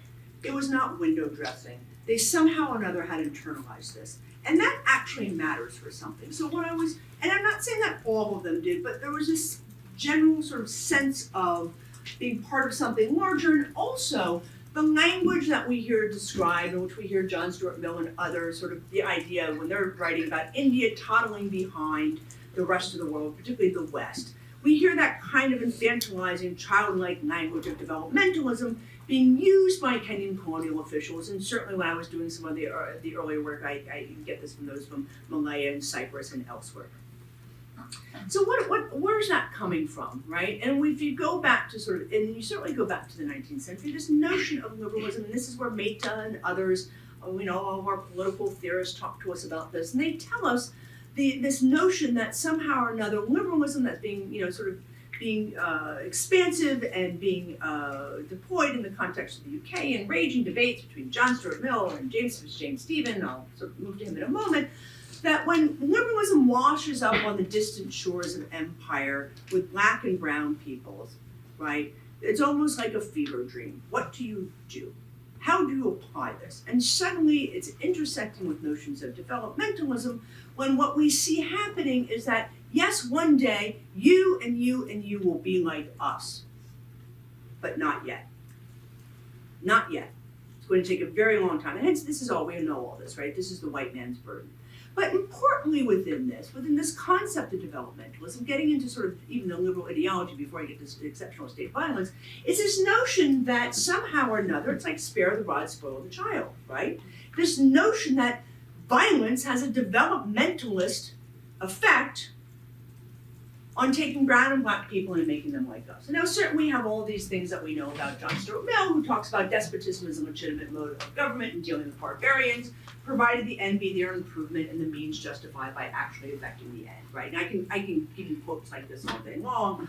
And then similarly, on the other side of things, which is kind of his nemesis at the time, James Stephen, he's really sort of castigating sentimental liberalism, and he's talking about force as an absolutely central element of the law. Whatever, indeed, law is nothing but regulated force subjected to particular conditions and directed toward particular objects. And one of the things that you see, and in some ways you see us as academics wrestling with this, like how do you reconcile this notion of liberal imperialism and empire with all this force and violence, right? And these guys are arguing that they can't reconcile the dualism, but the people who can reconcile the dualism are the humanists. So if you look at somebody like Robert Louis Stevenson and Dr. Jekyll and Mr. Hyde, by the way, he's writing about empire, right? Right? This notion that we can be radically both at the same time. And I think in some ways when I think about sort of the very big up here, how we think about this notion of radically both is important. This notion that one can be both coercive and reformist. This notion that you can be emancipatory and repressive. We think about the archives. They can be illuminating and obfuscating at the same time, right? Okay, so insofar as this gets somewhat internalized, if you will, when we start moving towards counterinsurgency policy, one of the things I find really interesting was that, and this is Caldwell, and I'm sure all folks who study counterinsurgency can practically relate. It's like biblical, right? You can recite this thing. Small wars becomes incredibly important. It's carried around, and all sorts of folks can quote from it in the 20th century, those even on the front line. But what's important of this is that he's talking about violence. He's talking about violence in the context of these small wars, what we would call counterinsurgencies now. And he's talking about fanatics and savages must be thoroughly brought to book and counter, they will rise again. They must be made to feel the moral effect of punishment. That phrase, the moral effect, is probably the through line in my research. Going from the South African War all the way through, and even earlier in parts of North India, all the way through, and certainly when we get to the context of Palestine, we have not only those within the government itself or within the context of the military studying this, we have folks like Chaim Weizmann, who's great friends with Ord Wingate, and Chaim Weizmann is writing about the moral effect of violence against the Arab insurgents during the Arab Revolt.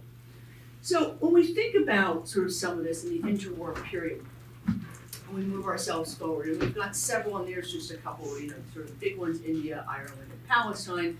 We have several, if you will, sort of large insurgencies or wars for independence, depending upon how you see them, that are occurring in these different areas. And one of the things that I want to point out is that we have here a whole range of different legal codes. So now I went through sort of the ideological aspect with you. Now I want to talk a little bit about the legal codes, right? And so when we think about this, one of the things that's very important to point out is everything that is being done is legal. Everything. So when you hear about, James, all of them, John Stuart Mill, James Stephen, the number one thing that we're bequeathing to the so-called natives or heathens is the rule of law. That is the basis of good governance. And so what ends up happening, there's any instance by which the troops, the military, the security forces, which is the combination of the police and the military themselves, if there's an instance where law is being violated, what we see happening, recurring over and over again, is a passage of a new law, right, that will suddenly render that behavior legal. Hence the term, I'm being quite reductive with you in the interest of time, but hence the term legalized lawlessness, right? That you have, and if we go through this, we can go straight through. With the Ireland 19th century, you guys know all these, the Insurrections Act, the Habeas Corpus Suspension Act, the Coercion Act. These go home to empire, to the metropole in the Defense of the Realm Acts, absolutely. And so when we think about the suspension of civil liberties during the wartime, World War I, World War II, in the context of the UK, it's coming from empire. It then goes back out to empire. Certainly it's being incubated in India, in Bengal. There were so many new ordinances being passed to legalize the behavior of individuals there, and the police force and the security forces that became known as Ordnance Raj in Bengal. We then, of course, have Ireland and then back out to Palestine. The important thing within the context of this to bear in mind, of course, is that there's many sort of deep debates about the state and violence, but one of them is around the issue of martial law. Now, the wretched French, as they would like to say, had the state of siege, a form of martial law. Actually, in British legal code, there really isn't one. I mean, there's some that's being practiced early on. They're very uneasy with this. We see this happening certainly in the Empire with Governor Eyre, for example, in Jamaica in the Morant Bay Rebellion. And what ends up happening, what happens is sort of accreting over time, particularly from the period of Jamaica up until the 20th century, and eventually, finally, crystallizing in the context of the Arab Revolt in Palestine in the 1930s, is something that's called statutory martial law. And that's what we would all think of here as a state of emergency. And that statutory martial law is far more effective, and in fact they call it the Palestine Martial Law Defense Order and Council of 1936. And I would say 99.999% of historians who write about this say there is martial law in Palestine, and they're wrong. What it is the British called it that because they thought that many of the Arab insurgents would think they were getting soft by not having martial law. So it's called martial law, but it's not martial law. It's statutory martial law. And in fact, statutory martial law is far more effective because if you have martial law, and once martial law is lifted, the troops can then be tried in ordinary courts for laws that they had violated. In statutory martial law, that does not exist. And so it's far more permissive for the security forces, and there's a huge amount of back and forth that goes on in London, in the Home Office, about deciding about the actual framing of statutory martial law. And it's this martial law that ends up being, that's being used, that when they're talking about Northern Ireland in the 70s, that's where it comes from. It's perfected in Palestine. There's things that are being added to it. But there's 149 pages of tightly single-spaced emergency regulations. It's Palestine. Now, what I want to point out is that, and for those of you, and we can talk more about the Arab Revolt, but the Arab Revolt, a few things about that. One, there's a hefty amount of evidence available in all kinds of places, disparate places. So I think one of the things that when you think about, even with this, and there's destruction that goes on with the archives, I was immensely privileged, and I continue to be at an institution where I've had lots of research funding. So in order to piece all this back together with the Palestine Revolt, you're in archives in St. Anthony's College, you're in the West Bank, you're in the oral history archives in Hebrew University, you're in Tel Aviv, you're all over. And when you put these together, particularly the missionary archives become incredibly important.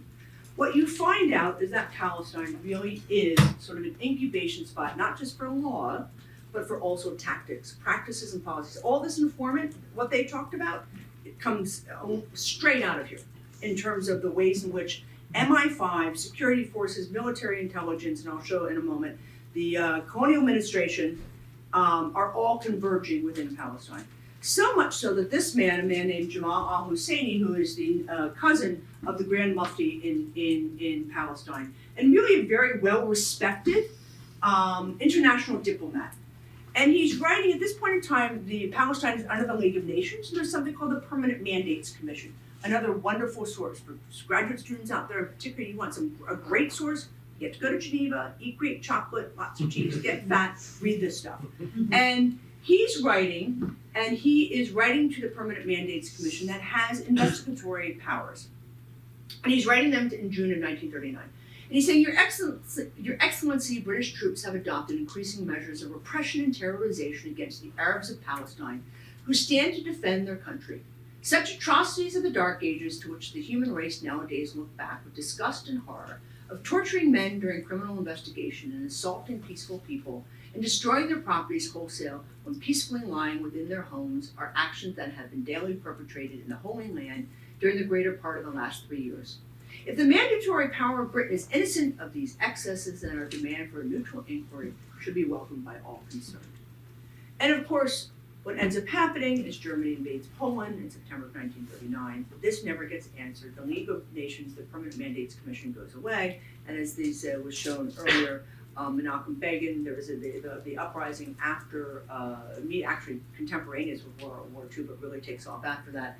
And it's really the Irgun and others who are the only ones who are able to challenge the British and are successful in an insurgency, in part because they go directly at state-directed violence, using the same kind of violence right back at them. But the point with this is that he's describing, and getting here, and I'll sort of end with this, but it's a little bit, fun is the word, but it gives you a sense, as I've talked about, when we write about, so we've talked now about ideology, we've talked about the law, but it's not law and ideology that perpetrate violence. People do. People do with practices that are picked up and home from one place to the next. And so here we have on the top left, we've got Charles Taggart. And Charles Taggart is very famous, he's an Anglo-Irish police officer in Bengal. He's known, and they tried to pick him up multiple times in Bengal, but just to give you a sense that he ends up landing in Palestine in the 1930s. He starts in Ireland, he ends up in Bengal for a long period of time. He actually goes back to Ireland in the 1920s, over to the UK because the IRA is chasing them. IRA is popping people off all over the place. Back to Bengal, back to the UK, and then to Palestine. Okay. Taggart is extremely important in formulating policy and practice in Palestine during the Arab Revolt.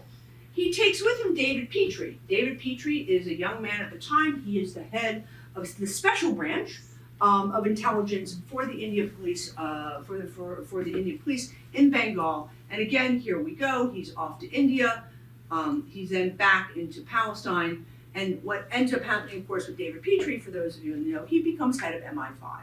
And MI5, all the practices that we're talking about here, MI5 are the agents. It's not MI6. MI5 is domestic. And and also Empire, because Empire is also considered to be domestic. So it's MI5 that are doing all the special ops. And these guys begin, one of the first things they start doing in Palestine, and some of the very first black spots that we have in Empire called cystics, which become proliferated post-World War II, are happening here. And it's these two guys who introduce them. So here we go. Oh yes, Henry Hugh Tudor. He is, for those of you familiar, obviously, with the Irish War of Independence, he is in charge of the Black and Tans. He is Churchill's great buddy from Belgium. There's some really funky, very personal, lovey-dovey notes between the two of them. If you want to get into some of those archives, another topic, another lecture. But he handpicks Henry Tudor to undertake the work within Ireland, and he ends up in India. He then goes down to South Africa, back up to India. Then he goes to Egypt, where he's fighting there during that short insurgency that happens, up in Ireland in the 1920s, then down into Palestine. The entire Irish police force of the Black and Tans and the auxiliaries demobilize after 1921, and they go to Palestine. So the Black and Tan culture that has been evolving over time lands in Palestine. He then, of course, the IRA, he becomes the number one hit by the IRA. He doesn't know this when he gets on the train to leave. The number one hit gets taken out on the steps of Belgravia. So eventually he goes and is sent to the tundra of Newfoundland, where he moves out his life in obscurity. Then we have Arthur Harris, better known as Bomber Harris. Harris begins his career, and he goes actually into southern Rhodesia. Sorry, the map's a little off, Mozambique. But he goes there during World War I. He becomes part of something called the Royal Air Force, and he ends up in Southwest Africa. Then he goes back to the UK, but importantly to India. And then he lands in Iraq. This is where air control starts, for those of you familiar. And again, once again, both Churchill and Trenchard, who is the head of the Royal Air Force, Harris, talk about the moral effect of bombing that outweighs sort of anything that's done on the ground by 20-1. He then goes back up to the UK, and he of course lands in Palestine, where they're doing aerial bombing and strike bombing and air control in the context. They're not supposed to do this on civilians, but they do it anyway. And then of course everybody knows who this guy is, Montgomery, same thing. He's off in Ireland, he's there during the Irish War of Independence. He goes back to the UK, and he also lands in Palestine. He goes back to India, then to Palestine. And of course, they're all cutting their teeth. So many of these tactics and strategies, the ways in which they're deploying state-directed violence, is directly exported back into World War II. When we think about Hannah Arendt and the boomerang effect, we so often think about that within the context of other parts of empire. And what we really don't talk about as much is what ends up happening. They all go back, there we go, to the UK.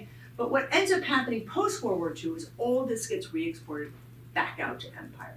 I just mentioned the first war is Palestine, then they go to Malaya, then they go to Kenya, then they go to Cyprus, down to Aden, obviously up to Northern Ireland, there's other parts in between, and then of course this gets transferred to the Americans, everything, all that we're doing with in Vietnam, so much of the strategic Hamlet and the rest is being transferred back again.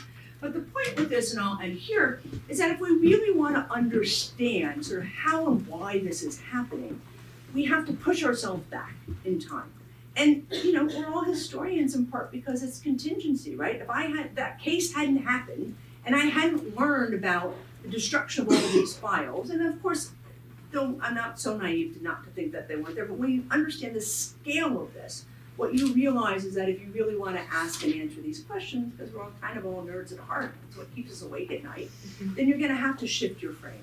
And by shifting the frame, I really feel as though I began to understand fundamentally how and why it is that what these gentlemen are describing in Northern Ireland look a heck of a lot like what was happening in 1930s Palestine, and there was a reason for that. So I'll end there. Thank you.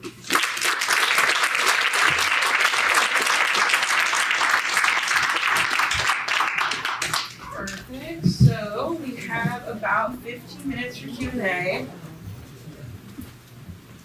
And if speakers want to join us up here and pass this over. I'm loud enough.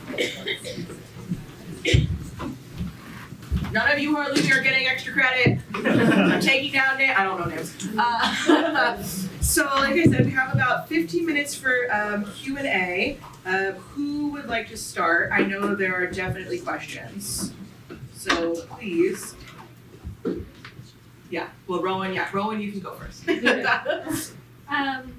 So speaking of counterinsurgency, informing and stuff, I'm wondering about the language used. And maybe this is, a challenging question, but throughout all of this, we're talking about shared tactics, we're talking about, the transference, we're talking about the ways that these types of things operate both in the colonial and the non-colonial frames.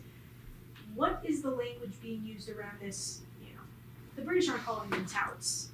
The British aren't calling them what's the other one? Supergrass is the other one. But also in the terms of like counterinsurgency, counterterrorism, those words mean different things sometimes. So I guess for all of you in different ways, I'm wondering about the use of language both by the state versus the kind of non-state, and whether it matters that the language is different between the two and what that tells us. I suppose that's a very broad question, but take it whatever direction you want.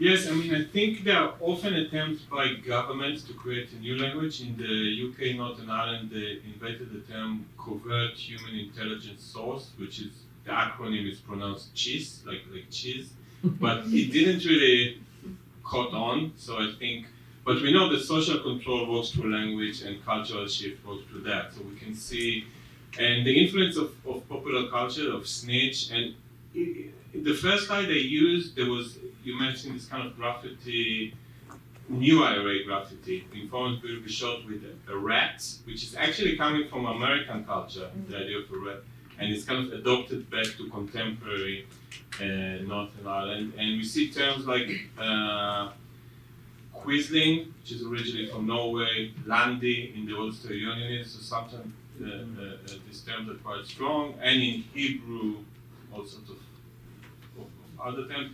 So I think part of the contest between states and anti-states group is about this kind of definition, but ultimately, popular culture can be stronger than, attempts to ingrain language, but it should change. And I think I've noticed, I haven't done the scientific work, but I've noticed that, Republican sources in Northern Ireland, they use less, the more formal one. They use tout less, and they talk more about informer and informant, which again is an American thing here. Maybe part of the kind of, because of softening the transition. So, but I think for us as sociologists or whatever, looking at it, it's one of the things you want to see when the language is shifting, and it never shifts, 180 from day to day. It can be it's gradual processes. Yeah, I think I would probably break down from the state side, who is, who we're talking about, right? So if we were to look at the context of whether it's Kenya or Malaya or Palestine, you have in the security forces, you'll have police who are local, you'll have the military who's brought in, and then you'll have colonial administrators, some of whom are seconded to the security forces. And so the local police and the colonial administrators seconded, and in the context where you have settlers or planters, like you have in Malaya and Kenya, they'll often call them loyalists, the informers. They're loyal. And they'll use language, almost paternalistic language, to talk about them.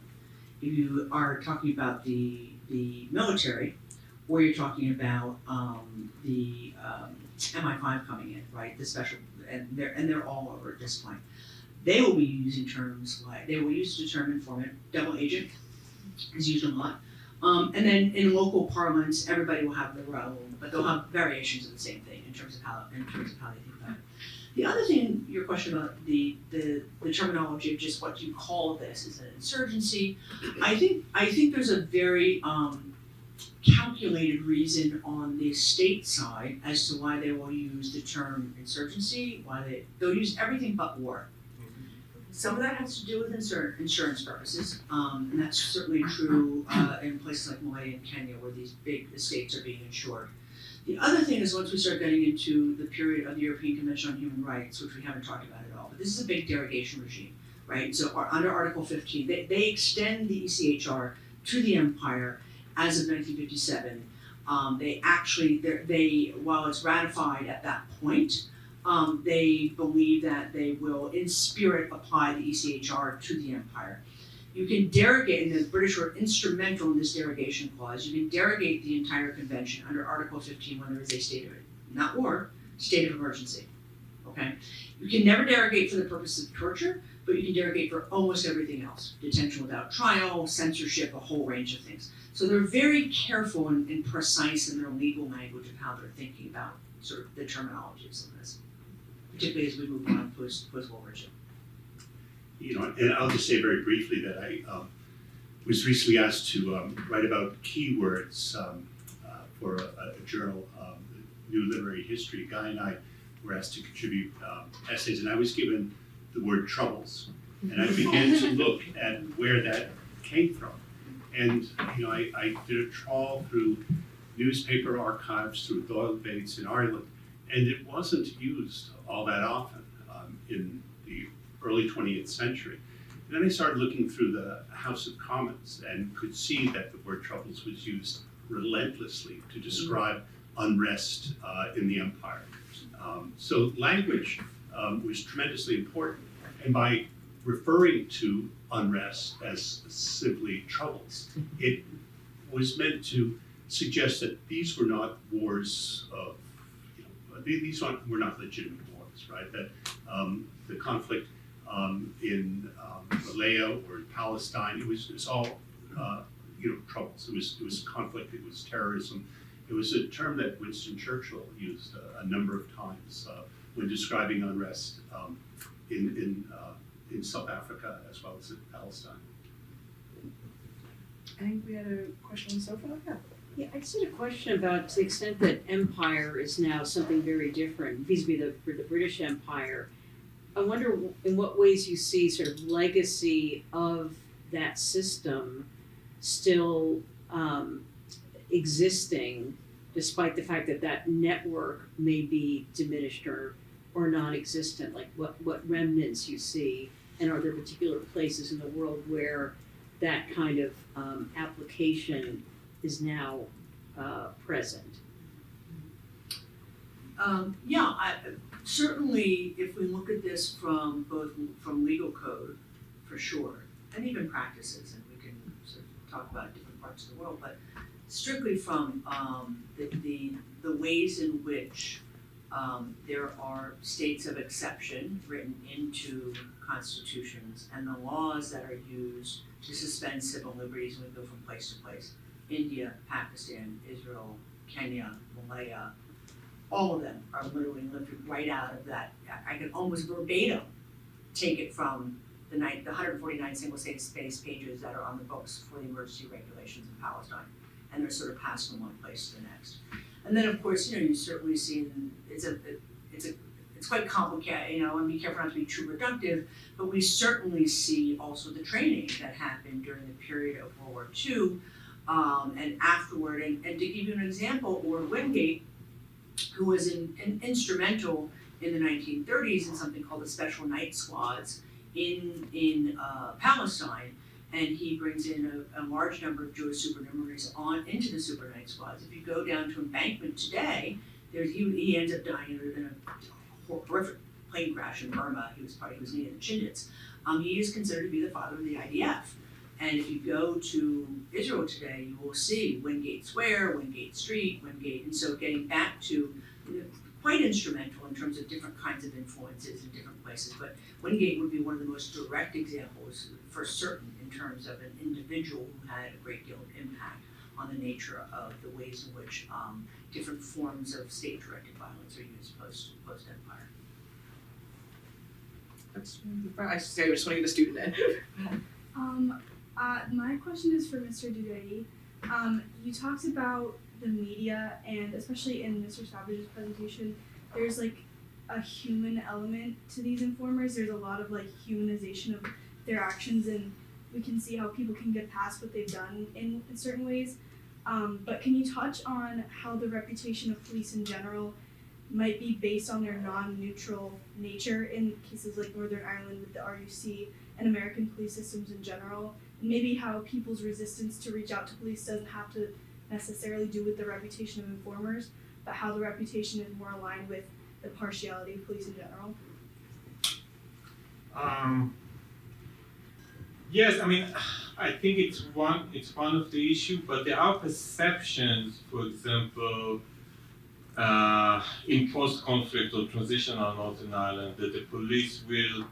So if you complain about someone, a drug dealer, a car thief in your neighborhood, the police will actually try to recruit them as informers and won't prosecute them. And this perception, whether or not it's true, it's a social fact. So this perception will affect your willingness to call the police, because it's dangerous to call the police about crime. So I think these perceptions are a legacy of the conflict, the effect of that, and it's in conjunction with perceptions that during the conflict the police was biased, which is that was true, but it does continue to affect this in conjunction, and I think we see it in the US as well in the way so-called snitches are being recruited and the way it can contaminate the entire criminal justice system. And in the sense of humanizing, you see it more in kind of fictional representation. So good fictional representation will have the round character, and you have sympathy. You're meant to have as an audience, you're meant to have audience with few characters to create the conflict and so on.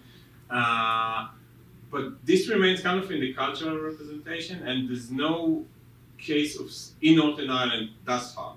There's no case of someone who was actually a real informer, who spoke publicly about it, and was engaged in a serious conversation. Some ex-informers have written memoirs, which are not reliable because they portray themselves as, superhuman, heroic, ideologically motivated, or they're seen as, evil, and so on. But we haven't seen this kind of. It's interesting that it's somehow easier to have the rounded character in fictional representation than in kind of real discourse thus far. Okay, great. I appreciate the fact that the focus here with the three of you is largely from the British Empire to Northern Ireland and all the way in between. But I wonder if you have a general sense of how that sort of state-sanctioned, state-legalized violence evolves from very different cultures. And I'm thinking of Argentina and Chile and Russia and Germany. Isn't it just the fact that the government responds to stress in very similar ways as the Commonwealth did. Yeah, I mean, I can speak of the big picture, which is, sure, I mean, you know, in the biggest sense, you know, it's like Weber, right? That the state has a monopoly on legitimate violence, period. But to me, the animating question, at least in my own research, is how is it that authoritarianism is born from liberalism? That's different than Russia. That's different than Argentina, right? And so, to me, and in some ways, you can see similarities in the German context, particularly in terms of World War II, because authoritarianism is born from Weimar, which is a liberal constitution. So to me, the question becomes, and look, if we really want to get down to it, these states of exception, this question about the suspension of ordinary law, right, and the replacement with that, with these kinds of sort of extraordinary law, it absolutely vexed people like John Locke. It was the Achilles heel of liberalism, and he believed in executive prerogative, that there would be points at which ordinary law, you could not possibly imagine every possible instance when ordinary law would sort of suffice to cover any kind of eventuality. So he quite uneasily, right, believed that yes, prerogative would be okay. By the way, the United States and the United Kingdom are the only two countries really that do not have states of exception written into their constitution. Similarly with the United States, our founding fathers agonized over this. And so if we look at, I wrote a piece for this for the New York Review about the making of emergencies. If you look at what's happening right now in our country with national emergencies, it comes from the same wellspring, right? And right now, Donald Trump has not even begun to touch, he hasn't even touched yet, the powers that he has under the National Emergencies Act. And it's similar to kinds of power, the 149 pages that you saw, a little different, but similar to what we see happening in the empire. And so, to me, getting back to your big picture question, to me, the question is, how do we see this authoritarianism, sort of this being born from what are ostensibly liberal regimes? That to me is different than Chile and Russia and some of these other places. Very good, thank you. I think our last question here. Thank you. So as you mentioned, like as these tactics were developed for dealing with insurgencies, counter-insurgencies were developing over the 18th, 19th, 20th century throughout the empire, and they all sort of culminated with Ireland and then Northern Ireland. Why was there such a struggle, it seems, to contain or, counter these insurgencies in the case of Northern Ireland, or in Ireland as well, as it, broke away from the United Yeah, it's a good question. I mean, I think it was really difficult to defeat these insurgencies, right? I mean, repression alienated an already alienated population in Northern Ireland, and it was counterproductive. I think one of the most striking examples of that is Bloody Sunday. You talk to activists, Republicans, they'll tell you that after the killing of those civil rights demonstrators in Derry in January 1972, that they simply couldn't deal with the number of volunteers that came forward, people that were frustrated and wanted to take what they described as direct action. So I don't know, Ron, I mean, I think there's the story which was so forcefully demonstrated of how repressive techniques and tools and legal tools and practical tools have kind of migrated around the world. But there's a kind of ironic shadow story of how the same mistakes and wrong beliefs have been moving from place to place. And effectively, it didn't work.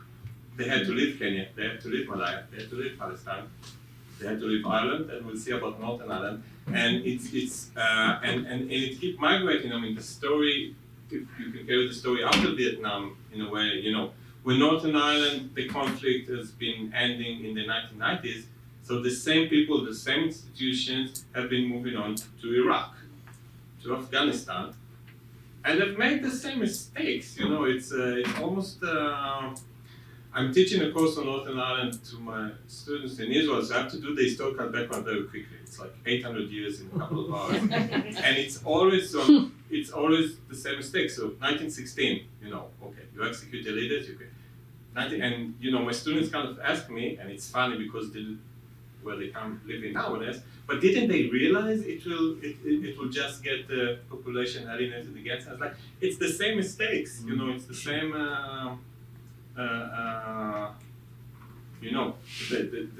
ultimately it didn't work long term at least. Yeah, I mean, just to add to that, I mean, if we go all the way back to the South African War, the Boer War, these are all supposed to be 3-month wars. We'll be home by Christmas. And every one of them, that was negotiated settlement, 3 years. Every one of them dragged on and on and on. The underestimation of the depth of the anger against the colonial state. These are also, which we've talked about somewhat, sort of civil wars. But I think there's a fair amount of British, in the case of the British Empire, and certainly when we get to the American Empire, because it's absolutely correct, they're borrowing all the same strategies with onto the Americans. But the idea of sort of buying their own narrative, right? The hubris that we are civilizing the world. Shouldn't they be welcoming us? This is freedom, democracy. This is liberalism. This is, and the really the blindness, and even getting back to where I had mentioned earlier about the real blind spot with colonial officials. Shocked that these uprisings would happen. Settlers, shocked. And so I think to that point, they don't learn. I mean, they learn and they don't, right? But I think when we get back to this broader, not to overly psychoanalyze it, but this broader sense of superiority and hubris, and consistently these wars, again, always to be 3 months, always years, and always with the exception of the Zionist uprising. And I don't condone terrorists, but if you really want to study somebody who understood how to crack the nut of Britain, right, within this, they really got it. And we need to be clear that they didn't, these wars, Britain ultimately won the wars by attrition, right? And they pull out, but not with the Zionist insurgency. They won. And it was a real lesson of humiliation. Make no mistake, that becomes very important with how they execute the wars in Malaya and Kenya and elsewhere. They're trying to redeem themselves from the embarrassment that happened in Israel-Palestine, and becomes very important. That legacy really extends all the way into Northern Ireland. You'll see in some of the discussion, what happened in Palestine with the Zionists is not going to happen to us in Northern Ireland, and they talk about it very well. Well, I just want to say that Professor Savage and Dudai will be here if you want to harass them. Professor Elkins does have to run, so I'm going to escort her out, but I do ask that you join in applauding everyone on our panel.